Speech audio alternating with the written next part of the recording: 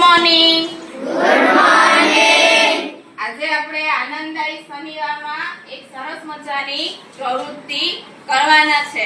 તમે પ્લાસ્ટિકનો ઉપયોગ નહીં કરવાનું તેના વિશે ને એના ઉપયોગ કરવાથી જે નુકસાન થાય છે એ ઘણીવાર તમને પ્રાર્થના સંમેલનમાં અને જે વિષય વસ્તુ ચાલે એ દરમિયાન તમને સમજૂતી આપી જશે. આપી છે ને?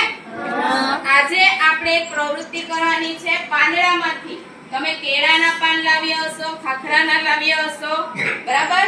તેમાંથી આપણે સરસ મજાની ડીશ બનાવવાની છે.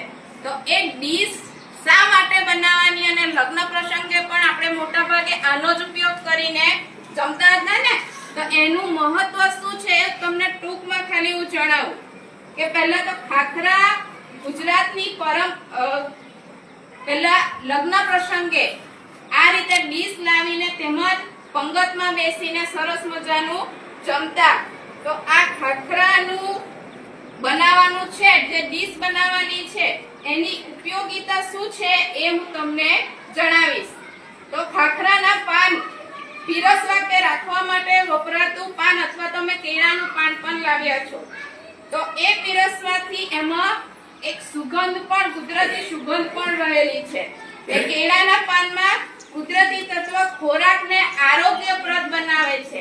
એના કારણે આ પાંદડામાં ખાવામાં આવે છે. પાંદડામાં ભોજન પીરસીને જમવામાં આવે છે.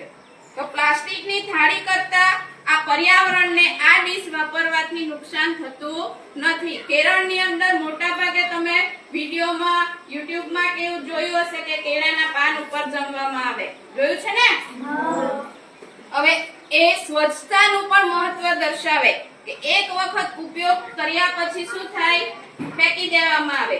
ધારો કે લગ્ન પ્રસંગમાં જાય તો ડીશ ખરાબ હોય તો તે ડીશમાં સ્વચ્છ રીતે ધોઈ નહીં હોય તો તેમજ આપણે જમવું પડે ને. એના કરતા જે પુરાના સમયમાં બરાબર આમાં જમવામાં હતું તેના લીધે સ્વચ્છતા પણ જળવાઈ રહે ને ધોવાને સાફ કરવાની ઝંઝટ પણ રહેતી નથી. ગામડામાં મોટા ભાગે આનો લગ્ન પ્રસંગે ઉપયોગ કરવામાં આવતો. તહેવારો, યજ્ઞમાં પણ આ પાનમાં જમવાની પરંપરા છે.